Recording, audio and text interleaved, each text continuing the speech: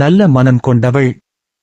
ஆனால் பாபி எப்போதும் போல மற்றவர்களே கிண்டல் செய்வதையே செய்து கொண்டிருந்தது. ஒருநாள் ஒரு குரங்குடன் சண்டை போட்டான் பாபி. ஜானு பலமுறை வேண்டாம் என்று சொன்னாலும் பாபி கேட்கவில்லை. அந்த சண்டையில் குரங்கு கோபமாகி பாபி மற்றும் ஜானு கட்டியிருந்த கூட்டை உடைத்துவிட்டது. அந்த கூட்டில் இருந்த அவர்களின் முட்டைகளும் உடைந்து போயின. அப்போது பாபி மிகவும் வருந்தியது. அப்போது ஜானு சொன்னாள், நாம் பேசும் வார்த்தைகளை கவனமாக பேச வேண்டும். கவனமில்லாமல் பேசினால் அதே வார்த்தைகள் நமக்கு துன்பத்தை தரும்.